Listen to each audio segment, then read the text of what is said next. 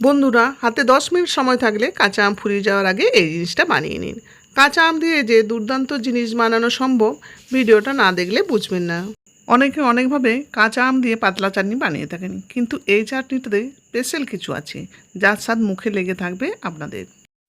এই স্পেশাল চাটনিটা বানানোর আগে কাঁচা আম দুটো সরিয়ে রাখবেন, কারণ এই আমের চাটনিটা খেলে আবার আপনাকে বানাতে হবে। এত দুর্দান্ত স্বাদের এই চাটনিটা। বন্ধুরা, আমি এখানে দুটো আমের চাটনি করব, তার জন্য আমি দুটো আম নিয়ে নিলাম। আপনারা যেমন খুশি আম নিয়ে নিতে পারবেন। এটা আমি পরিষ্কার জল দিয়ে ধুয়ে কেটে নেব। আমি এখানে লম্বা লম্বা পিস করে কেটে নিচ্ছি। আপনারা চাইলে যেমন খুশি পিস করে ছোট ছোট করেও কেটে নিতে পারেন। এখন আমের আঁটি হয়ে গিয়েছে, সেই জন্য সাবধানে আপনারা কাটবেন। আর একটু যদি পাকা পাকা ভাব হয়ে যায় তাতেও কোনো অসুবিধা নেই, আপনারা আঁটিটা আর পাতলা খোসাটা বাদ দিয়ে দেবেন, তাহলেই হবে। বন্ধুরা, কাটা আমগুলো দিয়ে দিলাম কড়াইয়ে। গ্যাসের ফ্লেম এখনও অন করা হয়নি। এবার বেশ কিছুটা জল দিয়ে দেবো, প্রায় বড় বাটির 1 বাটির মতো। দেখতে পাচ্ছেন কতটা পরিমাণে জল দিয়ে দিলাম। আর দিয়ে দিলাম 1 চামচের মতো নুন।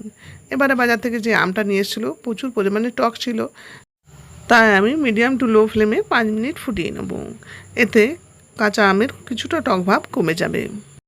5 মিনিট পর ফিরে এলাম। আপনারা যদি এই ভিডিওটা স্কিপ করেন তাহলে বুঝতে পারবেন না আমি কি সিক্রেট জিনিসটা দিয়েছি, তাহলে কিন্তু আচারের টেস্টটা কমে যাবে। দেখুন, আমি 5 মিনিট পর এটা আমি জলটা ঝরিয়ে আমি অন্য পাত্রে আমটা রেখে দেবো। বন্ধুরা, চাটনি তৈরি করার জন্য আবার গ্যাসে কড়াই চাপিয়ে দিয়েছি। আমি এখানে সর্ষের তেল দিয়ে দিচ্ছি। সর্ষের তেলটা চারদিকে কড়াইয়ে ছড়িয়ে দিলাম। তেলটা গরম হলে দিয়ে দিলাম শুকনো লঙ্কা দুটো, আর দুটো গোটা দিয়েছি ডেকোরেশনের জন্য। সাথে দিলাম অল্প একটু 5 ফোড়ন। 5 ফোড়নটা ভেজে নেবো। আপনারা সাথেও গোটা সর্ষে দিতে পারেন। পরে আমি এটা দিয়েছি, কখন দিয়েছি আমি পরে বলে দেবো। এগুলো ভাজা হলে আমি দিয়ে দিলাম যে সেদ্ধ করেছিলাম 5 মিনিট সেই আমগুলো আমি এবার ভালো করে ভেজে নেবো অল্প একটু তেলের সাথে। সাথে পরিমাণ মতো চাটনির জন্য নুন দিয়ে দেবো। আমি তো নুন জলটা ফেলে দিয়েছি, অতএব নুনটা লাগবে। সাথে কালারের জন্য দিয়ে দেবো অল্প একটু হলুদ। এবার আমি একটু আমটা ভেজে নেবো নুন হলুদের সাথে। আপনারা কিন্তু বেশি পরিমাণে আমটা সেদ্ধ করবেন না। আমটা যদি সেদ্ধ হয়ে যায় তাহলে কিন্তু চাটনিটা খেতে ভালো হবে না। আর এইভাবে যে ভাজছি সেটাও ভাজা যাবে না। আমটা সেদ্ধ করার সময় আপনারা দেখে নেবেন 5 মিনিটের জায়গায় 3 মিনিটও 4 মিনিটও সেদ্ধ করে নিতে পারেন। দেখুন, আপনি একটু ভাজা হয়ে গেছে। তারপর হালকাভাবে কড়াইয়ে আমগুলো সরিয়ে অল্প একটু তেল দিয়ে অল্প একটু সর্ষে ভেজে নেব। এই সর্ষে ফোড়নটা চাটনিতে খুবই কিন্তু ভালো লাগে। আর এইটা আমি পরে দিচ্ছি, এতে সর্ষের যে গন্ধটা এটাও কিন্তু চাটনিতে বেশ সুন্দর থাকবে। বন্ধুরা, আমটা তো আমি নুন হলুদ আর সর্ষে দিয়ে তো 2 থেকে 3 মিনিট তো ভেজে নিলাম। তারপর আমি বড় বাটির 1 বাটির মতো জল দিয়ে দিলাম। যেহেতু আমি ঝোল ঝোল চাটনি করছি, সেখানে আমি একটু বেশি জল দিয়ে দিয়েছি। এবার মিডিয়াম টু হাই ফ্লেমে রেখে দেবো যতক্ষণ না এটা ফুটে আসছে। এখনও কিন্তু সিক্রেট জিনিস দেওয়া হয়নি, আপনারা কিন্তু আমার সঙ্গে আছেন তো। বন্ধুরা, চাটনিটা ফুটে এসেছে। এবার গ্যাসের ফ্লেমটা মিডিয়াম টু লোতে রেখে দেবো। এবার দিয়ে দেবো কাশ্মীরি লঙ্কার গুঁড়ো অল্প। এটা কালারের জন্য, এটা অপশনাল, আপনারা দিতেও পারেন না দিতেও পারেন। আর দিয়ে দেবো পরিমাণ মতো চিনি। আপনারা দেখে নেবেন চাটনিতে যে মিষ্টি কেমন হবে, যেমন মিষ্টি খাবেন সেই অনুযায়ী আপনারা চাটনি দিয়ে নেবেন। এই দুটো আমে আমার এই পরিমাণে চিনিটা লেগেছে, হাফ বাটির মতো। আমি এটা দিয়ে দিলাম। এবার চিনি জল সমেত ফুটবে 5 থেকে 7 মিনিটের মতো। আমি এটা ঢাকা দিয়ে 5 থেকে 7 মিনিট পর ফিরে আসছি। বন্ধুরা, 7 মিনিট পর ফিরে এলাম। চিনি আর জল যদি একসাথে আমের সাথে ফোটানো হয় কিন্তু আমের ভেতরটাও কিন্তু খুব সুস্বাদু হয়ে যায়। পরে চিনি দিলে কিন্তু আমটা খেতে এতটা টেস্ট হয় না। তাই আপনারা এইভাবে যদি চাটনি বানান কিন্তু চিনি আর জল একসাথে দিয়ে দেবেন, এতে আমের চাটনিটা খুব সুন্দর টেস্ট হবে। দেখুন, আমটা এত সুন্দর সেদ্ধ হয়েছে, ইজিলি এটা কিন্তু পেস্ট হয়ে যাচ্ছে। এরকমভাবে আমি কটা আম পেস্ট করে নেবো। দেখতে পাচ্ছেন কত সুন্দর পেস্ট হয়ে গেছে আমটা।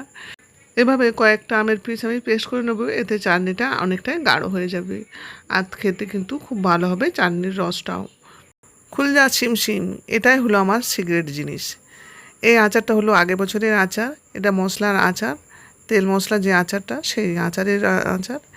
এটা দেখুন মশলা কেমন রয়েছে, কত সুন্দর। এখনও পর্যন্ত কিন্তু আমার আচারটা খুব সুন্দর আছে। এই আচার কিন্তু সারা বছর একেবারে রোদে দিনই, যত দিন যাবে তত কিন্তু টেস্ট বাড়ে এইভাবে যদি রান্না করে থাকেন। আচারের রেসিপিটা, আমার আচারের রেসিপিটা দেওয়া আছে, আপনারা আমার চ্যানেলে দেখে নিতে পারেন। এখানে আমি মশলা সমেত 3 চামচের মতো আমি তেল আচারটা দিয়ে নিলাম। আপনাদের যেমন পরিমাণে আম থাকবে সেই রকম আচারটা দিয়ে নেবেন। আপনার হাতের তৈরি এই চাটনিটা যদি একবার কেউ খায় মুখে লেগে থাকবে, আর যারা খাবে তারা বারবার আপনার কাছে খেতে চাইবে। এটা আমি গ্যারান্টি দিয়ে বলতে পারি। এত টেস্ট, দুর্দান্ত স্বাদের এই চাটনি। আমি এতগুলো রেসিপি তৈরি করেছি, তার মধ্যে সেরা রেসিপি এই চাটনির রেসিপিটা। এটা আমি কিন্তু বলে দিতে পারি আপনাদেরকে, দুর্দান্ত স্বাদের এই চাটনিটা। আমি এই চাটনিটা একটা বিয়েবাড়িতে খেয়েছিলাম, তখন মুখে লেগেছিল আমার এই চাটনি। তখন থেকে আমি এইভাবে বানিয়ে থাকি বাড়িতে। আমের আঁটি হলে এই আচারটা খেতে কিন্তু খুব বেশি ভালো লাগে। আর এইরকমভাবে পিসগুলো গোটা থাকবে, এতে দুর্দান্ত লাগবে টেস্ট। 2 মিনিট আমি ফুটিয়ে নিলাম আর নাড়াচাড়া করে নিলাম। দেখুন গ্রেভিটা অনেকটাই মোটা হয়ে গেছে, চাটনি কালারটা দুর্দান্ত লাগছে, আর গন্ধটাও খুব সুন্দর উঠেছে। একটা আচারি ফ্লেভার, আপনাদেরকে বলে বোঝাতে পারবো না। আমি এই চাটনিটার নাম দিয়েছি আচারি চাটনি। আপনাদের কোনো ভালো নাম মনে হলে আমাকে কমেন্ট বক্সে কমেন্ট করে জানাতে পারেন। বন্ধুরা, চাটনিটা হয়ে গেছে আমের, এবার আমি গ্যাস অফ করে দেবো। বন্ধুরা, স্পেশাল আমের আচারি চাটনি রেডি। আপনারা বাড়িতে একবার হলেও ট্রাই করে দেখতে পারেন, আশা করি আপনাদেরও খুব ভালো লাগবে। আজকে আমের চাটনির রেসিপিটা যদি আপনাদেরকে ভালো লেগে থাকে, please like, share and subscribe করে আমার পাশে থাকবেন, আর পাশে থাকা বেল বাটনটি অন করে দেবেন। সবাই সুস্থ থাকবেন, ভালো থাকবেন। আজকে রান্নার ভিডিওটি শেষ পর্যন্ত দেখার জন্য সকলকে ধন্যবাদ।